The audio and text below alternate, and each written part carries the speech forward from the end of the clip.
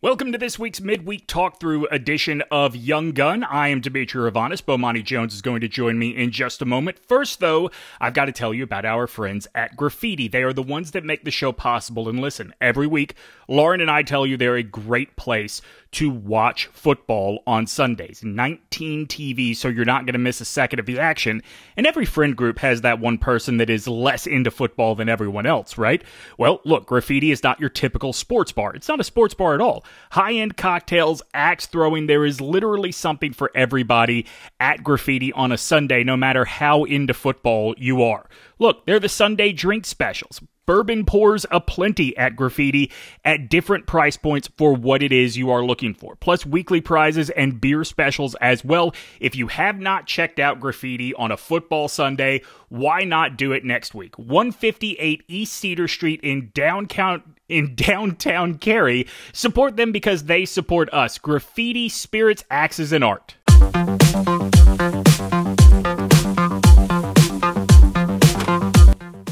So, Bomani Jones and I have been friends for a long time, and there is very little that Bomani can say that genuinely makes me upset. But before the draft, the utter dismissal of Bryce Young as a potential NFL quarterback had me wanting to fight you. I did not dismiss his potential as an NFL quarterback. I dismissed the idea of him being the number one overall pick. I believe the quote from an episode of Foxworth Friday on the Right Time was, "This ain't gonna work, Holmes." Okay. I probably should be a little clear. I feel like I probably got a little wrapped up in the moment of what we were talking about. All right.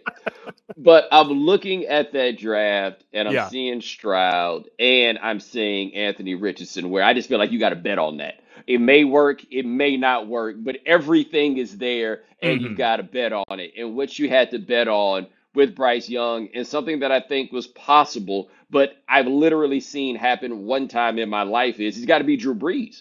Yeah.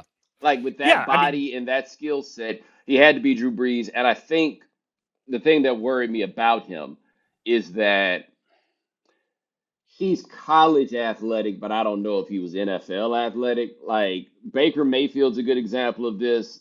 Obviously, I'm not comparing them, but Tim Tebow was a good example of this. Like, you look like a really good athlete as a college player. I don't know how that looks as a pro. But I will say this, in spite of how it's gone so far for the Panthers, I see where everybody was coming from, right? Like, I see what everybody was signing up for. I see why the guy signing the checks would say that this is the guy that I want. I really want good things for him. I promise you, I do. He's just not very big. He is not very big. So I said this on the regular episode this week with Brownlow, because we were talking about sort of the lazy narrative around rookie quarterbacks, right? And we were making the joke that, well, Bryce beat CJ, so he's number one, but look at what Levis did. So now Levis must be the number one rookie quarterback, right? And so I will admit that I said going into the draft, I thought Bryce and CJ were a level above everybody else. I absolutely did not see what people saw in Will Levis. I feel like that people should have asked those of us that actually watched a Kentucky football game. But I will also be the first to admit, I don't see what people saw in Richardson. I totally see the upside. Okay, did you see it? I see it, but at some point, he is going to have to make a decision that is not the worst decision possible in the moment. Yeah. So the thing with me with Richardson was, after going through with all the film guys, they all came away amazed about how good his decision making was. Like, that was the thing that kind of got me, because I was like, look, I wouldn't touch him in the first round, right? Because the bad of Anthony Richardson looked so terrible. Right. But then, like, reading more of the film study and stuff like that, I came around on that idea. What I can't figure out is what it is mechanically that made it where he would just make some of the worst throws I had ever seen, to where I couldn't even tell if it was a bad decision, if I thought he was actually trying to throw it to somebody else. Bomani, I think you watch enough college football to know that the answer to that question is Dan Mullen. It's there. I mean, look, I saw Anthony Richardson play one time as a redshirt freshman, and I was like, oh, I spy a first-round pick. Like, I was being careful not to go too far, but all it took was 2 snaps, and I was like, oh, that guy goes in the first round, especially after what happened with Josh Allen. And I don't think that you can make the assumption that what has happened one time will happen just because you see it with another guy, except that's what we're doing with Bryce Young. Right. Right. I mean, that's totally fair. And I do think that it would have been really fun and interesting to follow up Bryce versus CJ with Bryce versus Richardson, because it does bring back all of these talking points, right? Like I don't think you ever expected to hear again what it is you said about Bryce Young going into an episode or in the right time or on the right time going into the NFL draft. I do wonder, as you look at what they have both been in the NFL to this point, we got to put Richardson to the side because his season's already over. Is there anything that you have seen so far that closes the gap between Stroud and Bryce as a prospect in your mind? I think the trick bag for me is that the situation in Carolina is so bad, I have no idea how I'm supposed to evaluate this guy. Mm-hmm. Like, you know, when people get out here and start talking about how poorly he's playing, I'm seeing enough of these clips out there that not only is nobody open, I'm going to be honest with you, I have no idea who plays wide receiver for the Carolina Panthers. And I swear to you, I check the box score every game. I float through and check what I can, when I can, all of this stuff. Dog, I have no idea who plays for these people in terms of catching the ball. Like, that was one of the things about the trade that they decided to make, which was one that gave away your guy who gets open. Yeah. You know, and that, like, in terms of the long-term future, it was understandable. In terms of the development of the player that we're talking about, I mean, I feel like it's safe to say that that was a bit of a questionable move. Like, I don't know if that's a decision that Bomani Jones, would have made under the same circumstances. Do you think it had to do with belief that Bryce was absolutely the guy, or do you think it had to do with not only do we believe Bryce is absolutely the guy, but we value DJ Moore so little that we think Chark is a perfect 1-for-1 change out? Yeah, or maybe they value Chark so much, right? Oh, yeah. God, he plays for them. That's good right. to know. That's right. Listen, over the summer, I had a conversation with Mina where I said, look, you know, I think people overlook that, yeah, Bama asked Bryce to work some miracles last year. He came through more oftentimes than not. He's going to have to do the same thing in Carolina. And her pushback was, no. If you look at the advanced numbers on DJ Chark, he could be the dude. That's funny. I thought you called him Bama asked Bryce rather than saying that Bama asked Bryce. And Adam Thielen, he has landed down there. Okay. I didn't know that he was still around here. That's how I can tell you don't watch a lot of Panthers games. He gets literally every pass Bryce throws this season. Let me be honest with you, man. My job, the Carolina Panthers, don't really come up no more. Yeah, like, totally. Like, this is something that's hard to explain to people. They're like, oh, these guys don't. No. We know the stuff that comes up at work, and chances are your mediocre little middling team is probably not going to be one of them. But I remember once I saw that, it was like, oh, okay, Thielen is there, because I remember watching them and being like, oh, that looks like a guy like Adam Thielen, and it turned out to actually be him. But they're, like you said, they're asking for so much out of him. I don't know how much there is to evaluate. I think Stroud, who, if you were to ask me going into that draft who I would have thought the number one guy to take was, I probably would have told you Stroud. I just thought he had the highest floor of all of them, while still having a potential of a pretty good ceiling. And the only quarterback I can ever think of in the history of the draft where everybody was like, why don't you run more? I've never seen that happen, like, used as a demerit, not even as a, wow, you can really take this thing to the next level. They're like, why don't you run like the other ones do? Wouldn't that be cool? You know? But no, I think with Richardson, he's looked better as pro than I expected. And I think it was a bad idea, and not just because he got hurt, but I didn't think it was that good of an idea for Indianapolis to run him so much. Yeah. Like, just because he could, if you felt like you had to run him to play him, then don't play him. But the problem with him, of course, is he needed reps. Like, I don't have any evidence that playing young makes you a better quarterback. We can pull out guys who didn't and it didn't work out. Like, I don't know. I'm not saying it doesn't, but I don't have any concrete evidence to prove that it does. But you got a guy that's only had like 14 starts in his career or something like that. I guess you got to play him. Want to take a quick time out from my conversation with Bomani to ask you to do us a favor. The algorithms on whatever your favorite podcast platform is, they prioritize shows that have ratings and reviews. So if you've already taken the time to rate this show on whatever platform it is you listen to. Also make time to leave a review. Those comments help put us in front of more eyeballs, and the more eyeballs we are in front of, the more episodes we get to make. Lauren and I love doing Young Gun for you each and every week, but we need the support behind it to keep going. So wherever it is you consume this show, take the time to rate, review, and if you are not subscribed, please do that as well. Also, be sure and catch us each and every Tuesday night at 7 p.m. You will find us on Origin Sports. There is the list of everywhere you can find that FAST channel. You have it. You just might have to search for it, and we hope you find us next Tuesday night at 7. So let me ask you, because I know you have harped on that a lot, that you are not a big believer in you take a guy number 1, number 2, whatever, he has to get on the field right away. In the case of a Stroud, in the case of an AnthonyRichardson, where that could be about learning the speed of the game, totally with you. In the case, and in fact, if all things being equal, I'm totally with you with that on Bryce as well. But if you are the Panthers and your other option is Andy Dalton, and what Bryce really needs, you cannot count on coming in a year, which is more height and more weight, does it make sense to sit it?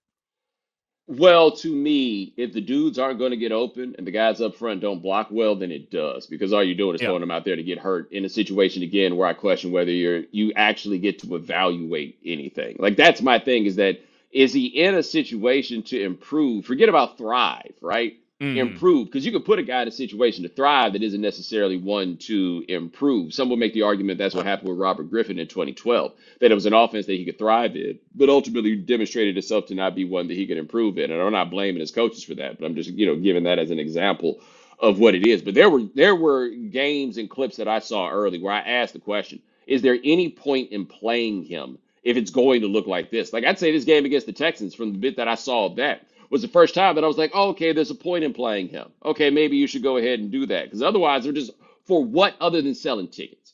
Yeah. And I think that's what it really comes down to, is the fans get excited about the idea of the new quarterback. And that especially becomes the case when you got a guy that's been benched and he's like playing for 5 games behind the same bridge guy that everybody gets under these circumstances. Andy Dalton is now not good enough to be that guy. But like Tyrod Taylor was that guy for Justin Herbert and for Baker Mayfield. Kurt Warner, in a weird case, was the guy for Eli Manning. And if you're only doing but so well, and that's the guy that's starting, then the people are going to be like, yo, put in the kid. Yeah, totally agree with that. I do want to ask you about something, because you mentioned that in your line of work now, the Panthers aren't really on the radar. Let's move the Panthers to the side for a second. Going into the draft, you mentioned that you heard a lot of people saying that they wanted to see CJStroud run more. And I think guys like you and me that really, really love college football take note around draft time of, oh, you haven't really been paying attention to what it is this dude does. What is it that non-college college football people in the national media, I mean, you are not a specialist, so you are talking more about the NFL than college football. And when you talk about the college side, you sound more educated than most. What is it that most of them swung and missed on when looking at Bryce and talking about why this could or could not work? I think there was an assumption of athleticism. Right? And by the way, I could understand to a degree the assumption in that he's so small. So that if he's going to be so small, and if you watched at Alabama, if you watched a game that mattered, you did watch him run around a lot, because God knows he had to, right? Like, when it wasn't really going well. The 21 Auburn game was all about Bryce just saying, well, I cannot trust anybody else. Yeah, I got to make this happen. And not even, like, he wasn't running like MichaelVick, Cam Newton necessarily, right? But it's still a lot of moving. I think that's the part, and I also think that's the part they get wrong with just a lot of these guys who move in college, is not understanding that doesn't mean that it's going to be the same thing in the pros. But it's hard to point to something that he does well that everybody got wrong, because the over-the-top assumptions about him were all overwhelmingly positive. Right. Like that, I think that was the thing for me going into the draft with him, was just that nobody sees a negative in the smallest quarterback that you've ever talked about being taken at this point. And the only quarterback I could think of comparable size that people were talking about taking number 1 was MichaelVick. And I understand this for those of you who weren't old enough to be there to turn on that game against Florida State in the Sugar Bowl. Guys, he's a comic book character. I've never seen anything like that before in my life. So I wish I could remember which game this was. It was actually Rod Gilmore was the analyst on an Alabama game this year. And he said when he looks at Jalen Milroe, oh, I see Michael Vick. And I remember texting a buddy like, I feel like if we all saw Michael Vick, we would not be terrified every time he drops back.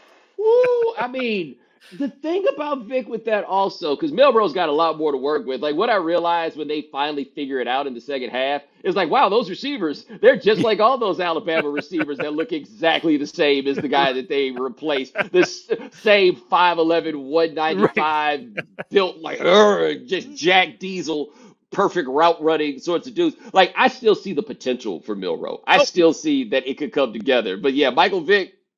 Yeah, I'm totally with you. I think Milroe could be really good, but I think his ceiling is more like Blake Sims, who was really good.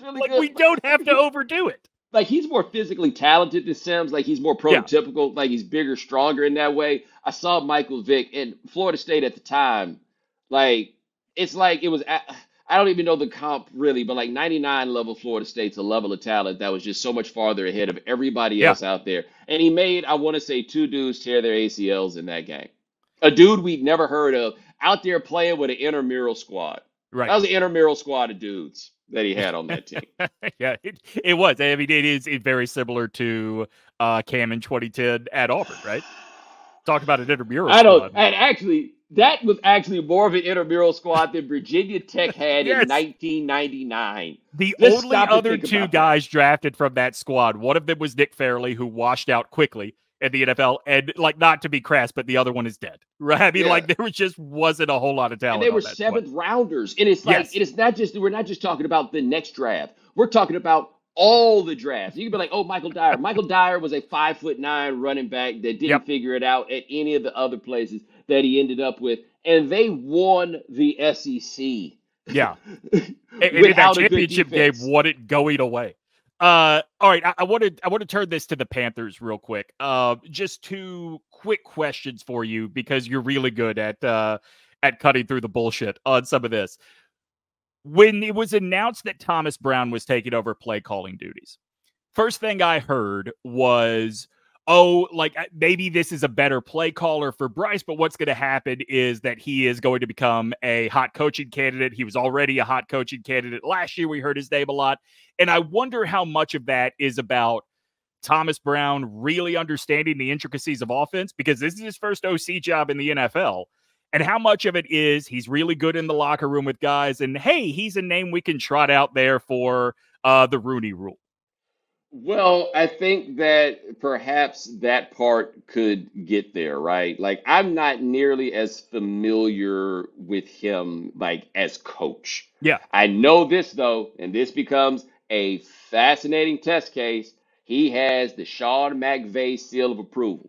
And say whatever you want about McVay, he has demonstrated he has an incredible eye for other coaches. And I think it's not just having been on his staff, but having earned the trust to move from running back to tight ends coach, a position he had no familiarity with. Yeah, and an assistant head coach title, right? Yep. So there is something at 8, he's now like 37 or something like 37, that. 37, yeah. You know, so like at that place, like I also think that if you're Reich, you can't have your fingerprints on what's going on. Too much on this. Yeah, but I also appreciate and respect about him is if you look around and you're like, look, what I'm doing ain't getting it done. I probably need to spend my time doing some other stuff to help this team that needs a lot of help. Then let's go ahead and do this. And so I hate to be so cynical and to go straight to, you get Rooney Rule stuff that comes from this or whatever. But I will say this.